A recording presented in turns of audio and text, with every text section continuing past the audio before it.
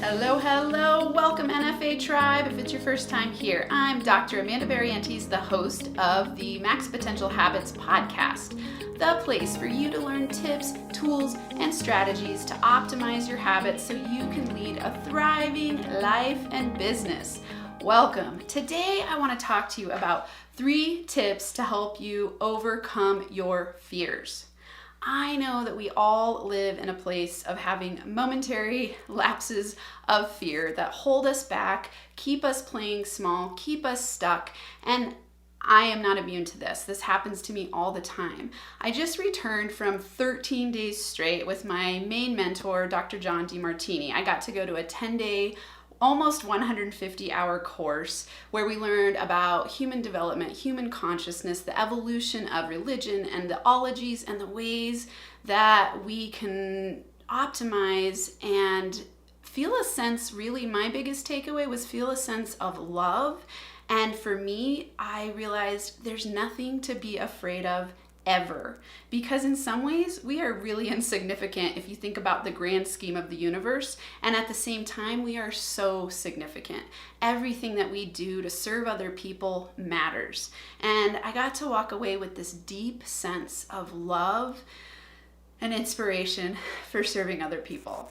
I'm so glad you're here. I feel grateful that if you're listening to this, there's a reason. You were called to work with me, to know me, to be involved in this community. So seriously, thank you. It means the world to me. I love teaching. I love learning. I love sharing what I'm learning with the people who are drawn to me. So we're meant to be together on this journey of growth to fulfill our maximum potential, which to me is helping expand consciousness and awareness so that we can all jive together and feel alive and vibrant and just really feel like we have meaning and purpose in this life. And something that I think really holds us back can be fear. Now, fear is there's 2 types of fear. Fear of the gain of something that you resent, or the fear of attracting something that you, so fear is the fear of gaining something that you resent, or the fear of losing something that you are infatuated with. So we always live on these 2 polars where when we're in balance and we love something, we actually get to love all sides. We're not infatuated and we're not resentful. When we're in balance, that's a state of love, which is the synthesis and synchronicity of complementary opposites. That means you're embracing all sides. And this is what John Demartini teaches, Dr. John Demartini, who's my main mentor. This is what I learned over the last 13 days where I got to go to the course, facilitate. I got to do an interview on my birthday with him, which will be released on Monday, so you'll get to see that soon. And that is his definition of love. And I appreciate and value this definition because it takes into account us not avoiding and pushing away, not us comparing ourselves to other people and thinking we want to be like them, because we all have every trait. When you actually are in a state of love, you recognize and embrace all sides. When we're in a state of fear, it's because we're in a state of avoidance, resistance, or trying to grasp onto and be out of alignment. So for me, fear is a feedback system letting you know that you're out of alignment. So for all of you listening, if you're in a state of fear, let's say it's in your business, it could be in your relationships, it could be, there's so many different ways that fears show up. I want you to really listen today and get out a pen and paper and write these down. And this is what came to me. Usually I do a little meditation before I do these videos, and I just ask the universe, what do I need to share with my NFA tribe today? And this is what came to me. So number 1, do what inspires you. When you're living your vision, your purpose, your mission, you're not afraid. And of course, moments of fear will come in, but you're not ultimately afraid because you're doing you.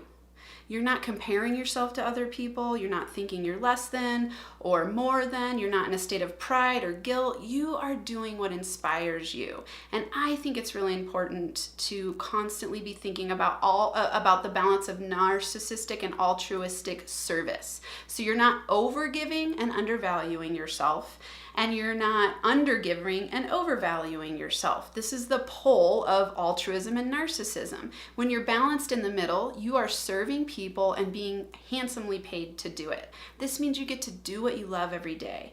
And that could be in your family, in your business, anywhere where you're showing up and giving service every day. It's going to look different for everybody. Of course, most people here are in business, so I usually direct it toward that. But you want to do what inspires you, and you'll know you're inspired when you wake up in the morning intrinsically inspired to do it. It's not extrinsically motivated, you're intrinsically inspired to take action, to serve, and show up and do your work. That is powerful. So that's number one. That's one way to overcome fears, is to do what inspires you. Number two, I want you to ask yourself every day, does this bring me joy? It's a really powerful question, and it seems really simple, but I've noticed in my own business lately, I've had moments where I'm not feeling inspired and I'm not feeling a sense of joy, and I stop and I ask, why am I doing this? And what usually comes in is that I'm trying to prove myself, and I'm comparing myself to other people who are way ahead of me in the game. So I'll give you a really specific example. I just started coaching in September of 2018. I was also teaching part-time at the University of Colorado in the honors program. I was teaching sex, gender, and society, so I was only part-time coaching. So I didn't start full-time coaching until January. And, I've created a six-figure business in that amount of time, and I'm constantly still comparing myself to other people. I'm like, but I should be here and I should be there. And I, this week that I spent with my mentor, I'm like, he's been doing this business for 46 years, and yet I expect myself to be closer to where he's at. That's ridiculous. And it's weird how I get stuck in those traps, and I know that we all do. So I want you to ask yourself, does this bring me joy? Am I comparing myself to other people? So really start asking yourself those valuable questions. And if you're not in joy, look at it and dig deeper. Is it because you're comparing yourself to other people? Is it because you're injecting other people's values, thinking you should be like them and you're not doing your own path? Start asking those questions, and you'll notice some of the fears and anxiety and stresses start to subside. So guide your day by the question, does this bring me joy? And number three, I want you to stop worrying about the past and the future and live in today. And use this mantra knowing there is nothing to be afraid of ever. I'm going to say this again because to me it brings tears to my eyes to say this. When I'm stuck in a place of fear, I go, there is nothing to be afraid of ever. If you really grasp that the universe is perfectly aligned to support your optimal growth, would you be afraid? Or would you know that the challenges that are coming your way are for a reason? Would you know that the successes coming your way are for a reason? This is all to get you into alignment, into a state of grace, so that you can optimally grow. We grow, maximum growth occurs at the border of challenge and support. If you were always supported, always succeeding, you couldn't grow. If you were always being challenged, always feeling like you're down in the dumps, you wouldn't grow either, because you would be burnt out and feeling stuck and just pretty bad. So you need challenge and support to grow. So when you get in that state of fear, thinking everything's against me, it's all too hard, I want you to remember that you're being challenged to grow to the next evolution of yourself. And there is nothing to be afraid of ever.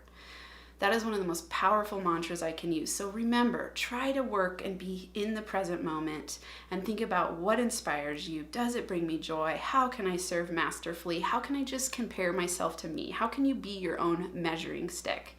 And these are 3 tips to help you really start to let go of fear, to overcome that big obstacle that's really a habit in your mind.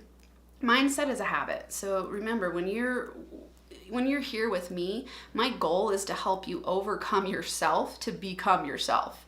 So it's this idea that to optimize and to max your potential to thrive in your life and business, you got to start working on your mindset, and you got to take strategic daily action to optimize yourself, to be the best you can be so that you can thrive in every area.